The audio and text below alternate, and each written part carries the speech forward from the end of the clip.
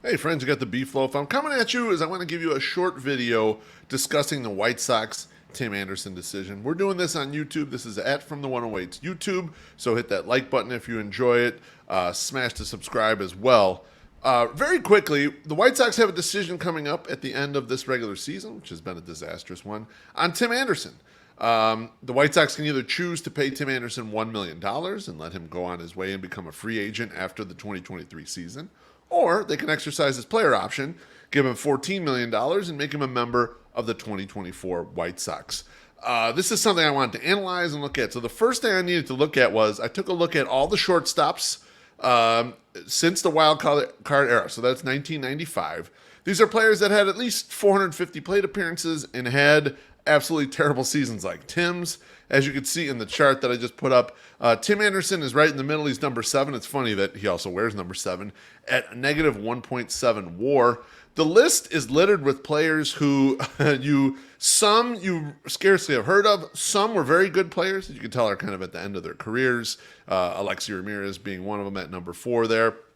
Michael Young at number 9 as well. So this is quite the company. This is the entire group, though, from 1995 that were even allowed to play enough at shortstop to accumulate such a terrible record for the season. I want to take a look at what those players did kind of in the season afterwards, because that's what we're analyzing here. We're trying to analyze, what is it worthwhile to give Tim Anderson the delta, $13 million more dollars in 2024 to stay on the White Sox. I just pulled up a chart now that shows that exact same player group and kind of what the results were. And we'll go through those quickly.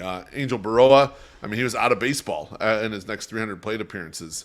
Jose Hernandez became a career backup after he had his terribly bad season, just a utility man. Mike Caruso, White Sox fans will know that name. He was out of baseball after 21 more career plate appearances. Alexi Ramirez, another former White Sox, he was also out of baseball, kind of done the very next year. There are a few here that did bounce back a little bit. Ray Ordonez, as you can see, he actually had a 2.8 B-WAR season the next year after his horrible negative 1.7 B-WAR season. And he had a gold glove as well. You see Jeff Keppinger on the list.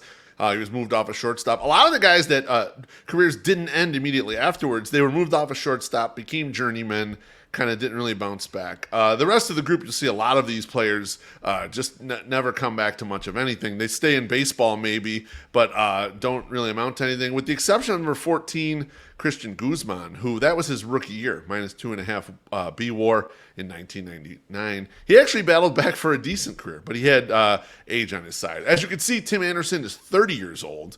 By comparison, the players that materially that bounced back and had decent years or careers were younger than that. The ones that were older than him in general either became utility players or were materially out of baseball. So the question is there, like, is it an age thing? Is it a factor of age? One more thing to take a look at, and this is incorporated into WAR, defensive value, but I'm pulling this from the Fielding Bible. This is defensive runs saved.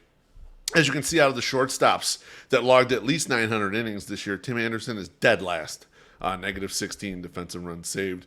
I would say I think he's scarcely a shortstop. Maybe he would be a shortstop for the White Sox if they kept him on. But I'm not sure other teams even view him as a shortstop anymore with this extremely poor defense and obviously the bat following through. The one thing that gets brought up a lot on social media is, well, what else are you going to do with the position, BeefLoaf? For $13 million, who are you going to find better? And to be honest, I can't disagree. Here's a chart from MLB Trade Rumors that shows the outstanding free agents at shortstop. And it's a very weak list. There are a few players that are younger than Tim Anderson, but nobody here with a track record basically better than Tim's, other than Elvis Andrus, who you kind of have on the team, but he's also 35 years old, so a little bit older. So I agree, shortstop is not a great position in this upcoming offseason. However, as far as trade value or as far as team value, it goes two ways. When you're going to spend big money, and I got a suitcase full of big money there from Dodgeball. If you're going to spend $13 million on a player, it doesn't have to be at shortstop. The White Sox aren't contending next year, so you don't need to have a shortstop making X amount of money or even have a high-end shortstop. You could kind of pick any player you want. But as far as spending the $13 million, is it more worthwhile to give it to Tim and hope he becomes bouncing back to the player that he was and then becomes a trade asset? In the last couple off seasons, expiring position player deals at the trade deadline haven't netted very much. Usually you got a lot more bang for your buck out of the pitchers. And the thing with the White Sox, whether you think they can contend or not, it's most likely that they don't. They have so many holes right now that they could use that $13 million anywhere else. And even if you just thought it was for, let's spend this $13 million with hopes for trading the player, pitchers have been generating a lot more value, a lot more alpha, if you will, into trade markets in these last couple seasons, especially with the expanded playoffs. So the conclusion for me is that given all the evidence, and yes, we know Tim Anderson has been a good player in the past, we're at the point where he's not a good player. And when other shortstops hit that point, they tend to not have great results afterwards. For my conclusion, I would hand him $1 million.